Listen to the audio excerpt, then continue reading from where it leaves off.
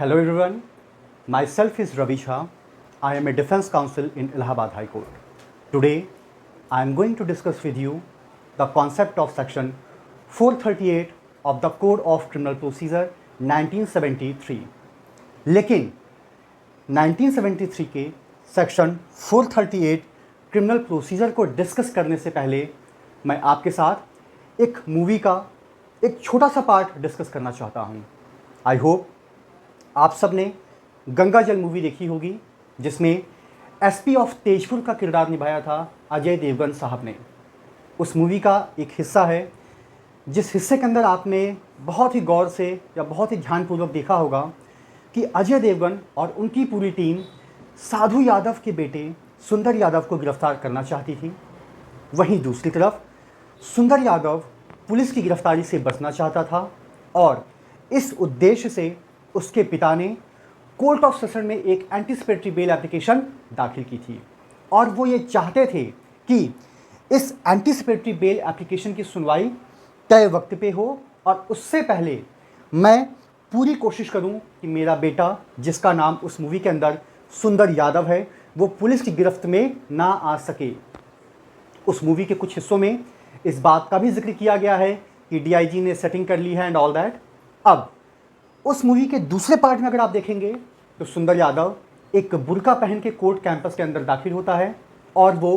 Court room की ओर बढ़ने लगता है, जिस कोर्ट रूम के अंदर एक्चुअल में उसका मैटर सुना जाना था। लेकिन इससे पहले कि वो कोर्ट रूम में पहुंचता, अचानक से पुलिस को पता चल जाता है और उसको वो गिरफ्तार करके अपनी कस्टडी में ले जाते हैं। अचानक से साधु यादव, जो कि उस व्यक्ति अर्थात सुंदर यादव का पिता है, वो दौड़ते हुए आता है। बहुत सारे लोग दौड़ते हुए आते हैं, डिफेंस काउंसिल भी दौड़ते हुए आते हैं। कहा जाता है कि अरे वकील साहब बचाइए, वो मेरे बच्चे को मार देगा। वो कहता है कि साहब अब तो कुछ भी नहीं हो सकता है तब तक जब तक कि इनको कोर्ट के अंदर हाजिर ना किया जाए। दैट मीन्स अब यहाँ पर जो एंटीसिपेटरी बेल का जो प्रावधान था वो खत्म हो चुका। क्यों? क्योंकि एंटीसिपेटरी बेल ऑर्डर मिलने से पहले ही सुंदर यादव को पुलिस ने गिरफ्तार कर लिया। इवन दो उस पुलिस के पास वारंट है या वारंट नहीं है, इट डजंट मैटर। क्यों? क्योंकि जाहिर सी बात है, पुलिस के पास ये अधिकार है कि वो नॉन बेलेबल ऑफेंस के अंदर विदाउट वारंट किसी भी व्यक्ति को गिरफ्तार कर सकती है। तो हमारा आज का जो टॉपिक है, that topic deals with the concept of anticipatory bail application. First of all we should know कि what is the exact meaning of the anticipation। Anticipation का मतलब होता है एक प्रकार का थ्रेट, एक प्रकार का भय या एक प्रकार का डर which is running in the mind of the applicant कि that person can be arrested at any moment of time because either he was accused or was a suspected person in commission of a non-cognizable offenses। अर्थात anticipatory bail का मतलब है कि एक व्यक्ति जिसने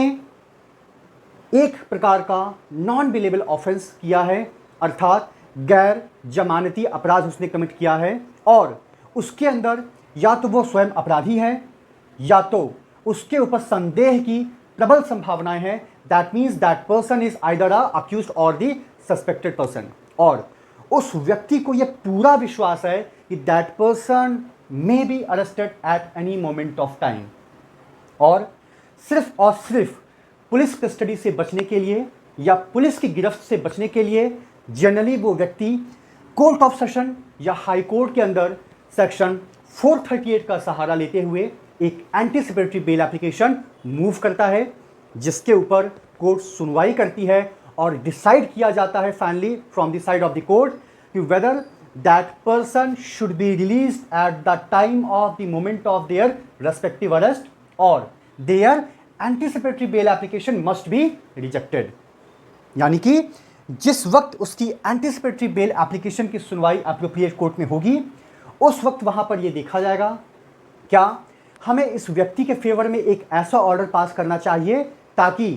आने वाले वक्त में अगर इस व्यक्ति को इसी नॉन बेलेबल ऑफेंस के लिए अरेस्ट किया जाता है तो इससे बेल लेकर इसको इमीडिएट रिलीज कर दिया जाए, या कोर्ट ये डिसाइड करेगी कि इसकी गिरफ्तारी से रोकने का आदेश हमें पारित करने की कोई ज़रूरत नहीं है। इसको गिरफ्तार हो जाने दो, कुछ वक्त इसको जेल में बिता लेने दो, उसके बाद automatically that person will apply for the regular bail. फिर वहां पर हम सुनेंगे। क्यों? क्योंकि once your anticipatory bail application has been rejected by the competent court, that means it shall be open for the competent investigating agencies, they can arrest you at any moment of time.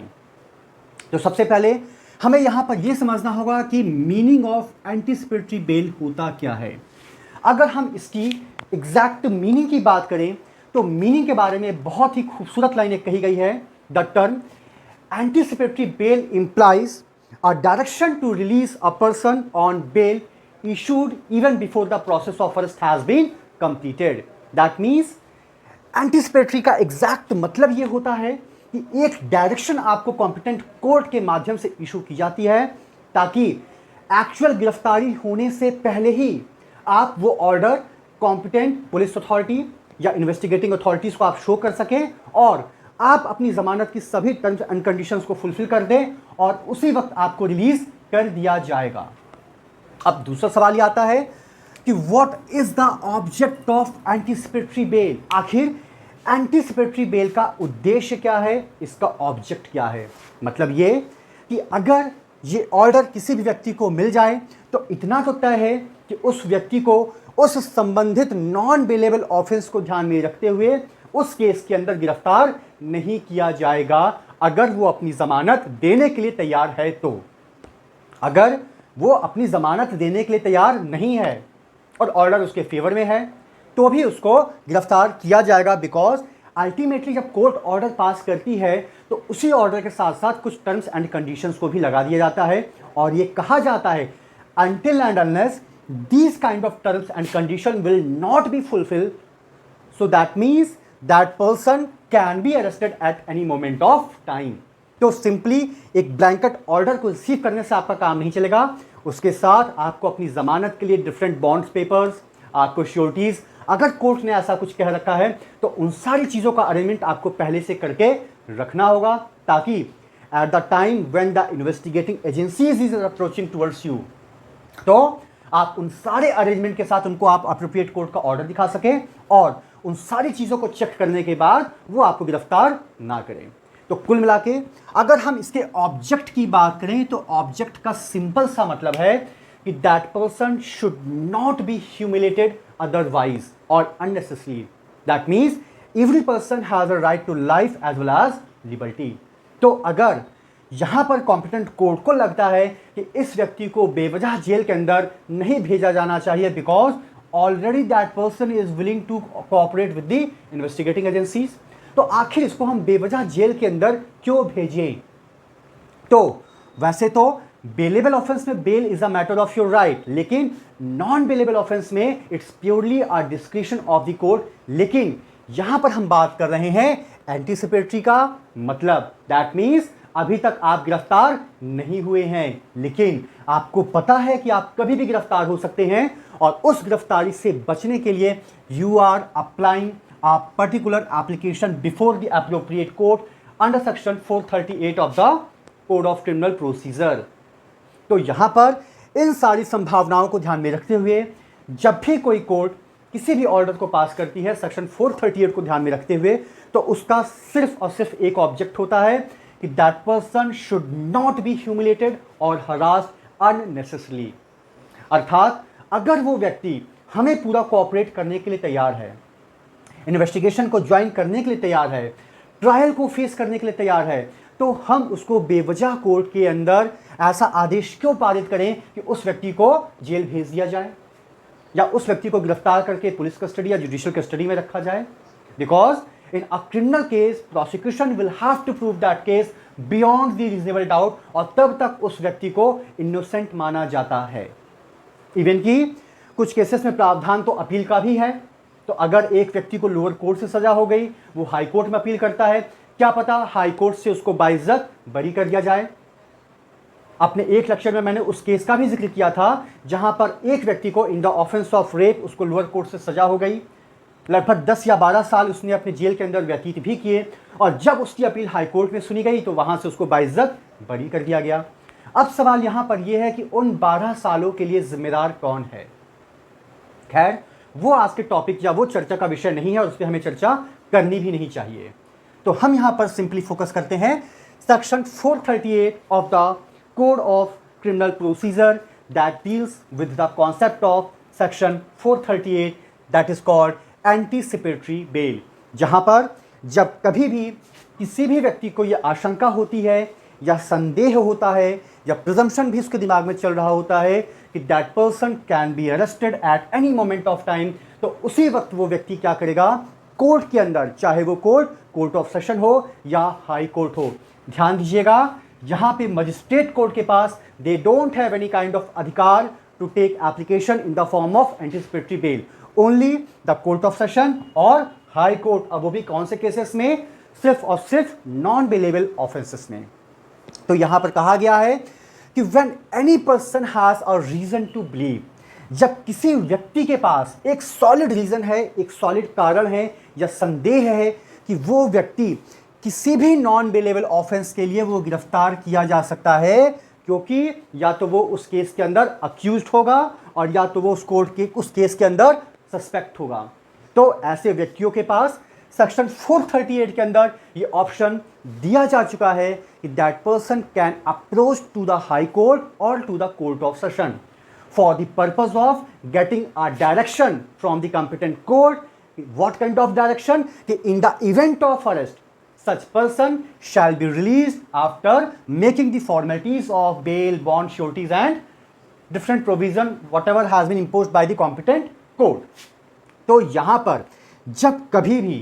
किसी भी व्यक्ति को संदेह होता है, उसके पास एक solid reason है कि वो किसी भी नॉन बेलेबल ऑफेंसेस के लिए किसी भी वक्त गिरफ्तार किया जा सकता है। क्यों? क्योंकि उस केस के अंदर या तो वो एक अपराधी है और या तो उसके ऊपर डबल संभावनाएं हैं कि वो एक सस्पेक्टेड व्यक्ति है। तो जनरली ऐसे व्यक्ति कोर्ट ऑफ सेशन या हाई कोर्ट के अंदर सेक्शन 438 को ध्यान में रखते हुए एक बेल एप्लीकेशन फाइल करते हैं और उस बेल एप्लीकेशन को हम नाम देते हैं anticipatory bail,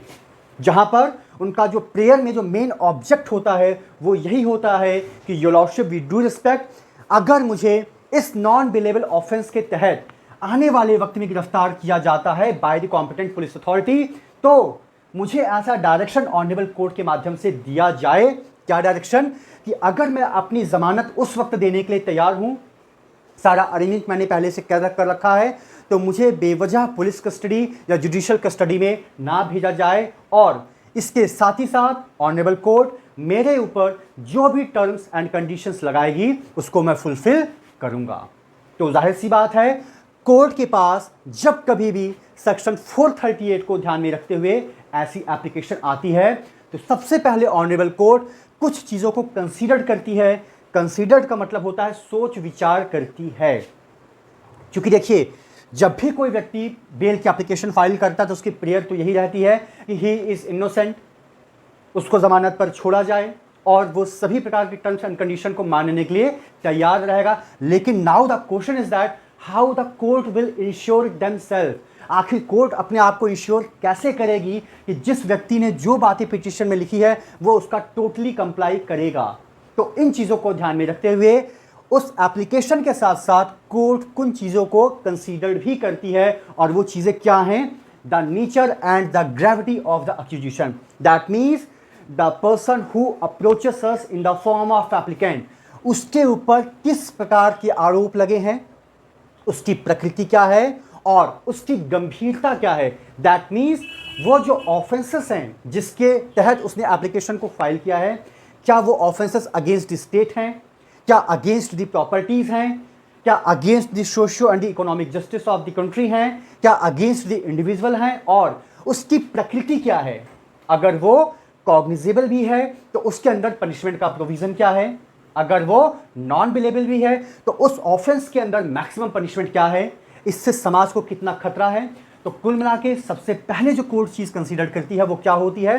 the nature and the gravity of the accusation, that means जिस अपराध के तहत उसने अपनी अर्जी या अपनी एप्लीकेशन को सबमिट किया है उस अपराध की प्रकृति क्या है और उसके अंदर पनिशमेंट का मैक्सिमम प्रोविज़न क्या है। इसको आप गंभीरता से भी टैली कर सकते हैं। दूसरी बात, the antecedent of the applicant, अर्थात उस व्यक्ति का इतिहास क्या है, उसकी क्रिमिनल हिस्ट्री क्या है, क्या वो फर्स्ट टाइम ऑफेंडर है, क्या इससे पहले भी उसने कोई कॉग्निजेबल ऑफेंस कमिट किया है, क्या इससे पहले भी इसको कोई कॉम्पिटेंट कोर्ट के माध्यम से कन्विक्शन हो चुका है। यानी कि जो व्यक्ति ये दावा कर रहा है कि मैं बेकसूर हूं,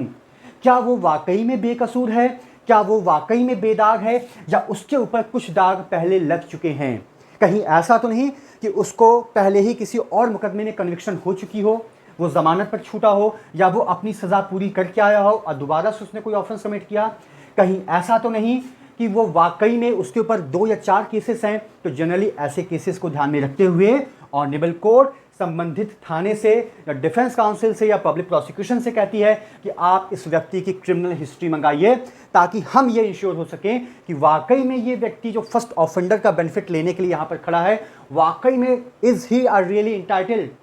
to receive the benefit of first offender, या इससे पहले भी ये कई बार अलग अलग अपराधों में बुक्ड हो चुका है। तीसरी बात कि what is the maximum possibilities of the applicant from the flea of the justice. That means अभी इस व्यक्ति को तो गिरफ्तार पुलिस अथॉरिटी ने किया नहीं, और जस्ट बिकॉज ऑफ दैट गिरफ्तारी से बचने के लिए यह हमारे सामने एंटीसिपेटरी बेल एप्लीकेशन मूव कर रहा है, ताकि इसको गिरफ्तार ना किया जा सके। यहां पे गिरफ्तारी के 2 ही उद्देश्य होते हैं, आइदर पुलिस कस्टडी आइदर और जुडिशियल कस्टडी। पुलिस कस्टडी का मतलब यह होता है कि थाने में आपको रखा जाएगा, जिसके लिए अगर मैं गलत नहीं हूं तो पुलिस कस्टडी का maximum duration period of time होता है 15 डेज। उसके बाद आपको जुडिशियल कस्टडी में भेज दिया जाता है, जिसको हम कहते हैं जनरली जेल या कारागृह या कारावास। तो यहां पर जब कॉम्पिटेंट कोर्ट ये डिसाइड करती है तो कंसिडरेशन के पॉइंट में तीसरा पॉइंट वो ये देखती है कि अगर इस व्यक्ति के फेवर में हमने एक ऐसा ऑर्डर पास कर दिया कि अगर यह व्यक्ति उस क्षण अपनी जमानत को देने के लिए तैयार है तो इसको बेवजह गिरफ्तार ना किया जाए। तो कहीं ऐसा तो नहीं कि यह व्यक्ति फरार हो जाएगा, कि ना तो ये इन्वेस्टिगेटिंग एजेंसीज को ही मिले ताकि वो अपनी इन्वेस्टिगेशन को एक प्रॉपर तरीके से एग्जीक्यूट कर पाए, और ना ही at the time of trial ही ये हमारे सामने अपने आप को अवेलेबल करा सके। और फाइनली हमें क्या करना पड़ेगा, सबसे पहले we will declare him proclaimed offender, भगोड़ा डिक्लेयर करेंगे। उसके बाद we will issue a bailable warrant, उसके बाद हम नॉन बेलेबल वारंट इशू कर सकते हैं, ताकि किसी भी तरीके से उस व्यक्ति की प्रेजेंस को बिफोर द कोर्ट इंश्योर किया जा सके। और चौथी चीज़ जो कोर्ट कंसीडर करती है, और वो चीज़ क्या है कि जो व्यक्ति हमारे सामने एक एप्लीकेंट के रूप में आया है, even though as per the version of FIR that person is either a accused और द सस्पेक्टेड पर्सन, क्या वो जो FIR हुई है, क्या वो जो उसके ऊपर वाकई में एक थ्रेट चल रहा है, कहीं ऐसा तो नहीं कि उस व्यक्ति को बेवजह ह्यूमिलेट करने के लिए उसको बुक किया जा रहा है FIR के अंदर। कहीं ऐसा तो नहीं कि जो FIR उस व्यक्ति के अगेंस्ट लॉन्च हुई है या दर्ज हुई है वो एक मैलाफाइड इंटेंशन से हुई है। तो कोर्ट चौथे पॉइंट को ध्यान में रखते हुए क्या डिसाइड करता है कि इस व्यक्ति के ऊपर जो FIR हुई है उसका उद्देश्य क्या था। कहीं ऐसा तो नहीं कि इसका उद्देश्य सिर्फ और सिर्फ इस व्यक्ति की प्रतिष्ठा को इंजर्ड करना है या इस व्यक्ति को समाज की नज़रों में अननेसेसरी ह्यूमिलेट करना है। तो कोर्ट के सामने जब भी कोई एप्लीकेशन आती है तो कोर्ट इन चारों बिंदुओं पर गौर करती है, और वो 4 बिंदु कौन कौन से हैं कि the nature and the gravity of the accusation, कि उस व्यक्ति के ऊपर आरोप क्या लगे हैं और उसकी मैक्सिमम पनिशमेंट क्या है या कितने गंभीर सजा उसको दी जा सकती है, उस एप्रोप्रिएट सेक्शन को ध्यान में रखते हुए अगर उसके ऊपर आरोप सिद्ध हो गया तो। दूसरी बात कि उस व्यक्ति का इतिहास क्या है, उस व्यक्ति ने क्या पहले भी कोई अपराध किया है, क्या उस व्यक्ति को पहले भी कोई सजा हुई है। तीसरी बात कि अगर उस व्यक्ति के फेवर में हमने ये डायरेक्शन पास कर दिया कि इस व्यक्ति को बेवजह गिरफ्तार ना किया जाए अगर ये व्यक्ति हमारे द्वारा दी गई टर्म्स एंड कंडीशंस को मानने के लिए तैयार बैठा है, तो इसके भागने के क्या चांसेस हैं। कहीं ऐसा तो नहीं कि once he got the order he can flee, वो भाग भी सकता है। तो और चौथी चीज़ क्या है कि क्या इस व्यक्ति के खिलाफ जो FIR लॉन्च हुई है, क्या इस व्यक्ति के खिलाफ जो आरोप लगाए गए हैं उसका उद्देश्य सिर्फ यही तो नहीं था कि इसकी प्रतिष्ठा को, इसके रेपुटेशन को इंजर्ड किया जा सके या इसको अननेसेसरी ह्यूमिलेट किया जा सके। तो ये वो चीज़ें होती हैं जब कोई व्यक्ति कोर्ट के अंदर anticipatory bail application move on करता है तो कोर्ट इन सारी चीज़ों को भी कंसीडर करती है। अब सवाल यहाँ पर यह है कि जब कभी भी कोर्ट के अंदर कोई भी anticipatory bail application move on की जाती है तो कोर्ट के पास मात्र दो विकल्प होते हैं, और वो दो विकल्प क्या है कि या तो वो एक इंटरिम ऑर्डर पास कर देगी, यानी कि अंतरिम आदेश। वो अंतरिम आदेश क्या है, I will discuss with you. और या तो उसकी एप्लीकेशन को उसी वक्त रिजेक्ट कर दिया जाता है, और अगर ऑनरेबल कोर्ट ने उस एप्लीकेशन को रिजेक्ट कर दिया तो it shall be a open door for all the competent police authorities कि जो इस मैटर को इन्वेस्टिगेट कर रही हैं कि they have a full freedom to arrest that person because already that person has committed a non bailable offences. और अगर कोर्ट ने एक इंटरिम ऑर्डर पास कर दिया तो इंटरिम ऑर्डर का क्या मतलब होता है कि इस मुकदमे की अगली सुनवाई तक there shall be no coercive action shall be taken against the applicant. That means जब तक कि इस एप्लीकेशन की अगली सुनवाई नहीं हो जाती है तब तक इस व्यक्ति को गिरफ्तार ना किया जाए या इस व्यक्ति के अगेंस्ट कोई भी कठोर कदम ना उठाया जाए। कोर्ट ऐसा अंतरिम आदेश पास करती है। अब हम आते हैं इसके प्रैक्टिकल एस्पेक्ट के ऊपर, जो कि बहुत ही ज़रूरी है ताकि आप इस कॉन्सेप्ट को एक बेहतर तरीके से समझ सकें। जब कभी भी कोर्ट के अंदर कोई भी एंटिसिपेटरी बेल एप्लीकेशन फाइल की जाती है तो कोशिश होती है कि with in the period of 2 days और 3 वर्किंग डेज उस एप्लीकेशन को बिफोर द एप्रोप्रिएट कोर्ट या बिफोर द एप्रोप्रिएट जज के टेबल के सामने प्लेस कर दिया जाता है। उसके ऊपर जज सुनवाई करता है और सुनवाई के दौरान डिफेंस काउंसिल भी मौजूद रहते हैं और पब्लिक प्रोसिक्यूटर या असिस्टेंट पब्लिक प्रोसिक्यूटर भी मौजूद रहते हैं। लेकिन we are governed by the rule of law, जहां पर यह कहा जाता है both party should be heard and no one should be condemned without the process of the hearing. That means अगर डिफेंस काउंसिल, मान के चलिए आज है 30 जुलाई 2021, मान लीजिए डिफेंस काउंसिल के पास कोई क्लाइंट आया जिसका नाम है मिस्टर एक्स ने कहा कि वकील साहब मुझे ऐसा लगता है कि मेरे द्वारा कोई नॉन बेलेबल ऑफेंस कमिट हो गया है, मुझे ऐसा लग रहा है। ऐसा हो सकता है कि वो मुख्य आरोपी हो, ऐसा हो सकता है कि वो सह आरोपी हो, ऐसा भी हो सकता है कि वो मात्र एक सस्पेक्ट हो, यानी कि उसके ऊपर संदेह करने की प्रबल संभावनाएं हैं क्योंकि सीसीटीवी फुटेज में वो भी वहां से गुजरता हुआ नजर आया था या वो भी वहां से भागता हुआ नजर आया था। डिफेंस काउंसिल ने कहा कि ठीक है, आप एक काम करिए, आप या तो खुद इस पेपर के ऊपर साइन कर दीजिए, जो भी बेसिक डिटेल्स हमें आपकी लेनी है वो तो हमारा मुंशी जी ले लेंगे, और या तो आपकी फैमिली का कोई भी मेंबर आप भेज दीजिए जो कि आईडी वगैरह के साथ आ जाए। और normally that person have to play the role of deponent, यानी कि पैरोकार, कि मैं इस मुकदमे के अंदर एक्स का पैरोकार हूं, यानी कि मैं एक्स को रिप्रेजेंट कर रहा हूं। क्यों? क्योंकि मैं इस घटना से जुड़े सभी तथ्यों को भली प्रकार से जानता हूं। जब वो डिफेंस काउंसिल को अप्रोच करेंगे, डिफेंस काउंसिल उनसे अपनी एक फीस बताएगा कि दिस इज माय फीस, जाहिर सी बात है वो फीस को डिपॉजिट कर देंगे और डिफेंस काउंसिल उसी दिन उस बेल एप्लीकेशन को प्रिपेयर कर देगा। एप्लीकेशन आपकी प्रिपेयर, उसके बाद वो अपने मुंशी जी को कहेगा कि आप जाइए और इसको रजिस्ट्री में दाखिल कीजिए। रजिस्ट्री का एक अलग सेक्शन होता है 438 का, वहां पर उस एप्लीकेशन को दाखिल किया जाएगा और संभावनाएं ऐसी होती हैं कि कोर्ट ऑफ सेशन की अगर मैं बात करूं तो 2 से 3 दिनों के अंदर, ये मैक्सिमम मैं बता रहा हूं, कई बार होता है कुछ कोर्टों का कि अगर आपने 12 बजे से पहले दाखिल की तो वो अगले दिन आएगी, और अगर आपने 12 बजे या 2 बजे के बाद दाखिल की तो वो डे आफ्टर टुमारो आएगी। हर कोर्ट का एक अलग अलग कॉन्सेप्ट है, वो उनके रूल्स जो डिज़ाइन खुद उनके एप्रोप्रिएट डिस्ट्रिक्ट जज के द्वारा किए जाते हैं। तो आप ये मान के चलिए कि अगर किसी व्यक्ति ने डिफेंस काउंसिल को अप्रोच किया और डिफेंस काउंसिल ने 30 जुलाई सन 2021 को उसकी एप्लीकेशन को रेडी कर लिया, तो 31 जुलाई को वो एप्लीकेशन कोर्ट की रजिस्ट्री में फाइल हो जाएगी और संभावनाएं ऐसी हैं कि 1 अगस्त या 2 अगस्त को उस एप्लीकेशन को कोर्ट के सामने रखा जाएगा। That means on the date of either 1 अगस्त और 2 अगस्त that application will be placed before the competent court who will have to deal the matter of anticipatory bail application। अब यहां पर आपकी साइड से हुए DC that is called defence council, यहां से हुए PP that is called public prosecutor. अब डिफेंस काउंसिल के पास भी ऑलरेडी एक फाइल होगी, एक कॉपी उन्होंने ऑलरेडी कोर्ट में जमा करा रखी है और एक एडिशनल कॉपी पब्लिक प्रोसिक्यूटर के लिए भी जमा करा दी जाती है, जिसके नोटिस उनको रिसीव करवा दी जाती है। अब यहां पर पब्लिक प्रोसिक्यूटर कह सकते हैं कि योर लॉर्डशिप, मैंने इस केस को स्टडी नहीं किया, या मुझे थोड़ा सा वक्त चाहिए, या I need some time for the purpose of study this particular case. और डिफेंस काउंसिल ये आर्गुमेंट करेंगे कि योर लॉर्डशिप एक काम करिए कि जब तक ऑनरेबल पब्लिक प्रोसिक्यूटर साहब इस केस को पूरा स्टडी नहीं कर लेते हैं, आप हमारे फेवर में एक अंतरिम आदेश पारित कर दीजिए। और वो अंतरिम आदेश लगभग 5 दिन, 6 दिन, 7 दिन या मैक्सिमम 10 दिन तक का भी हो सकता है, जो कोर्ट डिसाइड करती है करंट सिचुएशन एंड सर्कमस्टांसेस को देखते हुए।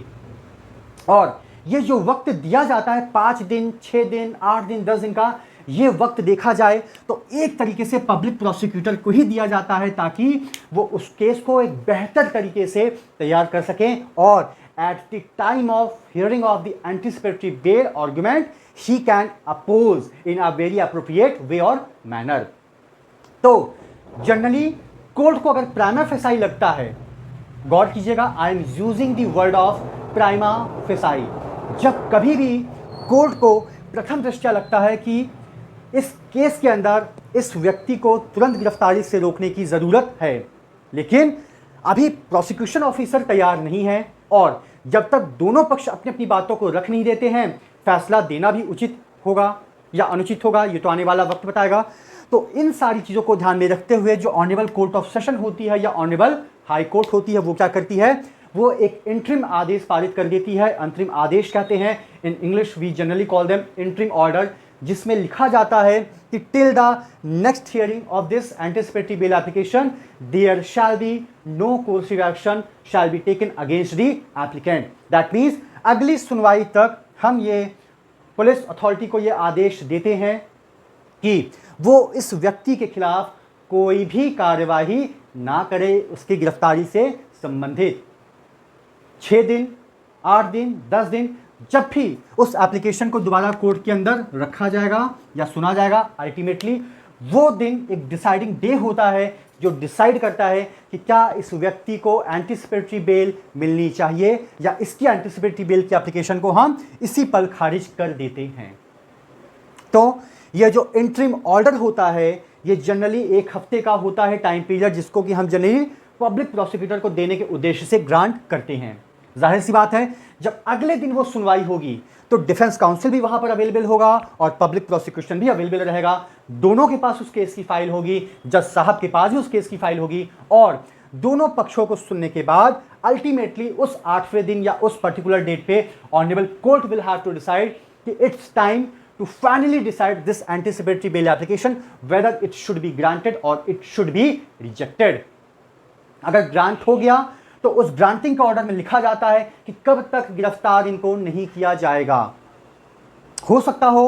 Till the submission of the chargesheet, हो सकता हो till the conclusion of the trial, यानी जो भी चीज़ें होंगी वो एप्रोप्रिएट कोर्ट के माध्यम से टर्म्स एंड कंडीशंस के रूप में इम्पोज की जाएंगी, और उस व्यक्ति से कोर्ट कौन कौन सी उम्मीद रखता है, कौन कौन सी रिक्वायरमेंट रखता है, उन चीज़ों का भी डिटेल में जिक्र किया जाता है, ताकि एक तरफ हम क्रिमिनल जुरिस्प्रूडेंस के कैनन को भी मेंटेन कर सके, वहीं दूसरी तरफ उस एप्लीकेंट की जो इस वक्त फिलहाल अक्यूज या सस्पेक्टेड व्यक्ति है, उसके राइट टू फ्रीडम और लिबर्टी को भी हम मेंटेन कर सकें। अब सवाल यहाँ पर यह है कि जब कभी भी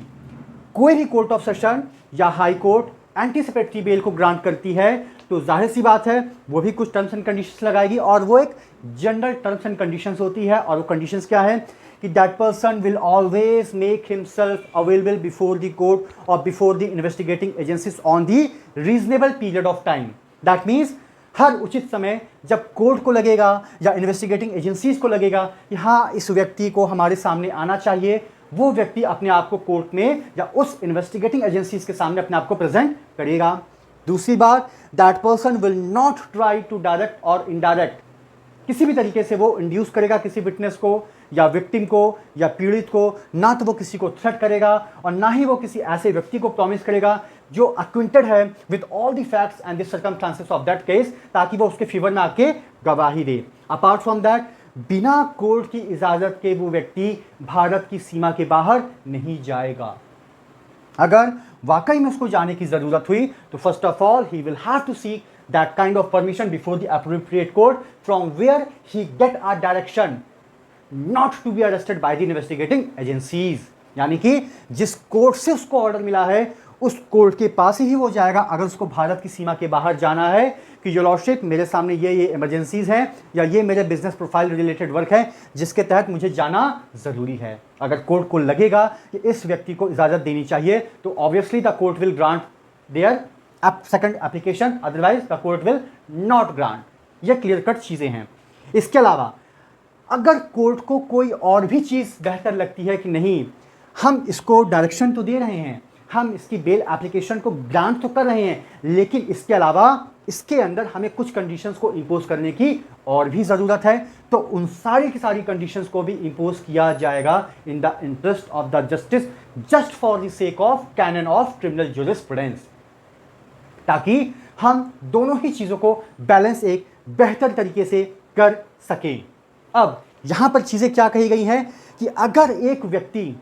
को कोर्ट की तरफ से ये डायरेक्शन मिल गया कि हाँ उस व्यक्ति को गिरफ्तार नहीं किया जाएगा, उसी नॉन बिलेबल कंसर्न ऑफेंस के रिगार्डिंग, जिस ऑफेंस के रिगार्डिंग उसने एंटीसिपेटरी बेल एप्लीकेशन हमारे सामने मूव ऑन की थी और हमने उसकी एंटीसिपेटरी बेल एप्लीकेशन को विद टर्म्स एंड कंडीशन के साथ ग्रांट कर ली है, जिसके ऊपर उस व्यक्ति की भी फ्री कंसेंट है। तो जाहिर सी बात है जब कभी भी पुलिस उसको अरेस्ट करने जाएगी तो पहली बात ये कि विदाउट वारंट तो उसको अरेस्ट किया ही नहीं जाएगा। दूसरी बात, अगर वो जाती हैं और अगर वो व्यक्ति अपनी जमानत से रिलेटेड सारी फॉर्मेलिटीज को फुलफिल कर लेता है, so that person shall not be arrested, और if that person is arrested at any time he is ready to fulfil all the criterias, so he should be immediately release from the police custody. दूसरी बात, अगर court को भी उसको बुलाना होगा तो सबसे पहले generally the court will issue a bailable warrant, वो एक बेलेबल वारंट इशू करेगी। अगर उसके इशू करने पे भी वो व्यक्ति कोर्ट के अंदर हाजिर नहीं होता है, after that generally the court will issue a non bailable warrant, यानी कि उसके बाद एक NBW इशू किया जाता है जब बेलेबल वारंट इशू करने के बाद भी वो अपनी प्रेजेंस को कोर्ट में सिक्योर नहीं कर पाता है। अब यहाँ पर CRPC के अंदर कुछ सेक्शंस हैं जहां पर साफ साफ कहा गया है कि अगर किसी व्यक्ति के ऊपर ऐसे आरोप लगे हैं इंडियन पीनल कोड को ध्यान में रखते हुए जो फॉल करते हैं 376, जहां पर पनिशमेंट ऑफ रेप डिफाइन की गई है, 376 AB, 376 DA और 376 DB। तो यानी कि ये वो ऑफेंस हैं जहां पर आपकी एंटीसिपेटरी बेल एप्लीकेशन को इंटरटेन किया ही नहीं जाएगा, और अगर आपने एंटीसिपेटरी बेल एप्लीकेशन फाइल कर भी दी तो अगर मैं गलत नहीं हूं तो in most of the 99.99% cases your application will be rejected from the first date of your hearing, even though you could not get a direction in the form of interim order. साफ साफ इस बात का जिक्र यहां पर CRPC में कहा गया है कि इस सेक्शन के अंदर सारे के सारे नॉन बिलेबल ऑफेंसेस के रिगार्डिंग हम आपको अधिकार दे रहे हैं कि आप anticipatory bail application move on कर सकते हैं, लेकिन अगर आप अपराधी या अगर आप सस्पेक्टेड हैं उन ऑफेंसेस के अंदर जो ऑफेंसेस फॉल होते हैं 376, 376 AB, 376 DA और 376 DB, तो माफ़ कीजिएगा यहाँ पर हम आपकी एप्लीकेशन को रिजेक्ट ही करेंगे, हम सुन ही नहीं सकते हैं। तो it's better for you don't file such kind of application before us if you are accused और suspected under this relevant section of the Indian penal code. अब यहाँ पर दो चीज़ें मैं आपके साथ और डिस्कस करूँगा, उसके बाद आज का जो ये टॉपिक है that will be enough completed as per my own hand. वो दो पॉइंट कौन कौन से हैं? पहली बात, ज़रूरी नहीं है कि FIR लॉन्च हो उसके बाद ही आप anticipatory bail application move on करेंगे। अगर FIR लॉन्च नहीं भी हुई है फिर भी कोई डर आपको सता रहा है, कोई भय आपको है, कोई थ्रेट है, कोई presumption which is running in your mind, तो भी आप एप्रोप्रिएट कोर्ट के अंदर आप एप्लीकेशन को मूव ऑन कर सकते हैं, अपने संज्ञान को ध्यान में रखते हुए कि आखिर वो कौन कौन से ऐसे फैक्ट हैं जो एक डर के रूप में आपको सता रहे हैं। तो जाहिर सी बात है वहाँ पर कोर्ट पब्लिक प्रोसिक्यूटर को एक डायरेक्शन इशू कर देती है कि ज़रा संबंधित थाने से आप पता कीजिए कि कहीं ऐसा तो नहीं कि इनके खिलाफ कोई FIR लॉन्च हो चुकी हो और उसको इनकी जानकारी ना हो। दूसरी बात, सेक्शन 438 के अंदर दो वर्ड साइमल्टेनियसली यूज़ किए गए हैं, हाई कोर्ट और कोर्ट ऑफ सेशन। इसका मतलब ये है कि 438 के अंदर आपके पास कॉन्करेंट पावर है, चाहे तो आप हाई कोर्ट में अप्लाई कर सकते हैं डायरेक्टली, या चाहे तो आप कोर्ट ऑफ सेशन में डायरेक्टली अप्लाई कर सकते हैं, लेकिन at a same time you can not apply in both the court. यानी कि already you have filed your application before the court of session, still your application is pending, the matter has not been finally decided by the court of session, despite of that you have approached to the high court। अब वहाँ भी आपने एक application file कर दी कि चलो वहाँ से नहीं मिला तो यहाँ से तो मिल ही जाएगा। No, it is purely unethical और ये प्रैक्टिकली इम्पॉसिबल है। तो कोर्ट जनरली जो परंपरा है वो ये कहती है कि अगर आपके खिलाफ कोई FIR लॉन्च हो भी चुकी है नॉन बिलेबल ऑफेंस को ध्यान में रखते हुए, और आपको डर है कि you can be arrested at any moment of time, तो this is your legal duty कि first of all you will have to approach to the court of session first. आप सबसे पहले कोर्ट ऑफ सेशन के अंदर approach करिए, वहां से अगर आपकी एप्लीकेशन रिजेक्ट होती है तो उसके बाद आप हाई कोर्ट आइए। इसका मतलब हाई कोर्ट ये नहीं कह रहा है कि आप हमारे पास डायरेक्टली नहीं आ सकते हैं, हाई कोर्ट सिर्फ ये कह रहा है कि एक बार आप वहां तो ट्राई कीजिए,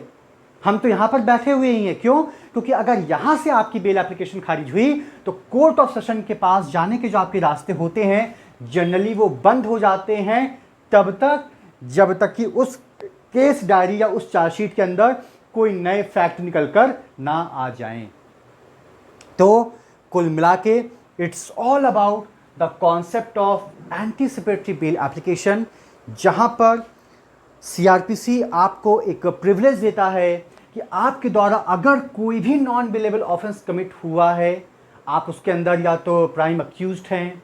को अक्यूज्ड हैं, या अगर आप सस्पेक्टेड भी हैं और अगर आप इन इंडियन पिनल कोड के सेक्शंस के अंदर फॉल नहीं कर रहे हैं, तो आपके पास राइट है एंटीसिपेटरी बेल एप्लीकेशन को मूव ऑन कराने का। उसके लिए आपको ऑप्शन दिए गए हैं कोर्ट ऑफ सेशन और हाई कोर्ट, आप जहां चाहें वहां आप अपनी एप्लीकेशन को मूव ऑन करा सकते हैं। दूसरी बात,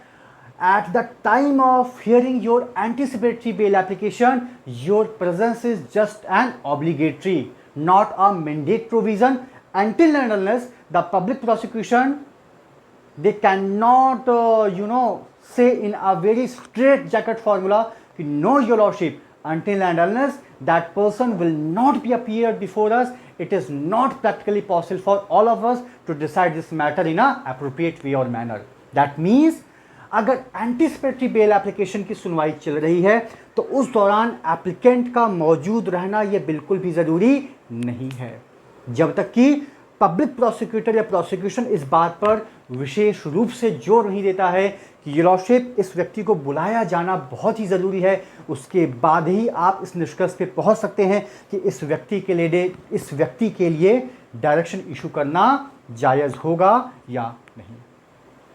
जब कभी भी कोर्ट एंटीसिपेटरी बेल एप्लीकेशन को देखेगी तो वो कुछ बिंदुओं पर गौर करेगी कि नेचर क्या है, ग्रेविटी क्या है आरोपों के, उसके चांसेस क्या है भागने के, उसका आपराधिक इतिहास क्या है, क्या वो पहले कन्विक्ट हो चुका है या नहीं हो चुका है, क्या उसने पहले से कोई कॉग्निजेबल ऑफेंस कमिट किया है या नहीं किया है, और दूसरी बात, और वो बात क्या है कि अगर हमने इसको छोड़ा या हमने इसके फेवर में कोई डायरेक्शन इशू की तो क्या चांसेस हैं कि ये इन्वेस्टिगेटिंग एजेंसीज को कोऑपरेट करेगा या ये हमें कोऑपरेट करेगा। जब कभी भी बेल की सुनवाई होगी तो जाहिर सी बात है 24 घंटे या 48 घंटे कह लीजिए या मैक्सिमम 2 दिन के अंदर कोर्ट ऑफ सेशन के अंदर आपकी एप्लीकेशन को सुना जाता है थ्रू योर डिफेंस काउंसिल। उस दौरान पब्लिक प्रोसिक्यूटर भी मौजूद रहता है। अगर at the first instance of your hearing honourable court को लगता है कि इस पर हमें थोड़ा और डिटेल स्टडी करने की ज़रूरत है तो वो क्या करते हैं, आपके फेवर में एक इंटरिम ऑर्डर पास कर देंगे और इसी बहाने पीपी को एक 60 दिन का पीरियड ऑफ टाइम भी मिल जाता है ताकि वो उस केस को बेहतर प्रिपेयर कर सके। उसके बाद केस की एक दूसरी डेट फिक्स की जाती है, उसी दिन उस डेट पे फाइनल आर्गूमेंट होता है और उस दिन डिसाइड होगा कि आपको बेल एप्लीकेशन दी जानी चाहिए या नहीं। अगर आपको बेल एप्लीकेशन दी जानी चाहिए तो वहाँ पर बताया जाएगा कि ये कब तक के लिए ऑपरेटिव होगा, either till the submission of your chargesheet और either till the submission of the और either till the conclusion of your trial. और उसके साथ साथ कुछ टर्म्स एंड कंडीशंस को भी इम्पोज किया जाता है जिसका कंप्लाई करना आपके लिए बहुत ही ज़्यादा ज़रूरी है। अगर आपने उन टर्म्स एंड कंडीशंस ऑर्डर को कंप्लाई नहीं किया तो you will be thrown behind the bar and you can not take the excuse कि I have the direction from the honourable court. If you, yes, you have the direction, but you have to follow certain kinds of rules and regulations. Did you follow? No. So this is the time कि I have the authority to throw you before the bar. And this is a very clear-cut concept. कि once you got a bail, once you got a direction, it doesn't mean कि it is till your last breath of your life. It is a very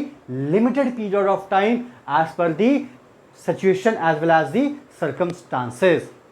till you are fully complying the our order which already we have imposed in your bail bond along with your sureties. So thank you so much. It's all about the whole concept of anticipatory bail applications. जो कुछ भी था एक clear cut concept के रूप में I have discussed you in our detail. Thank you so much to all of you.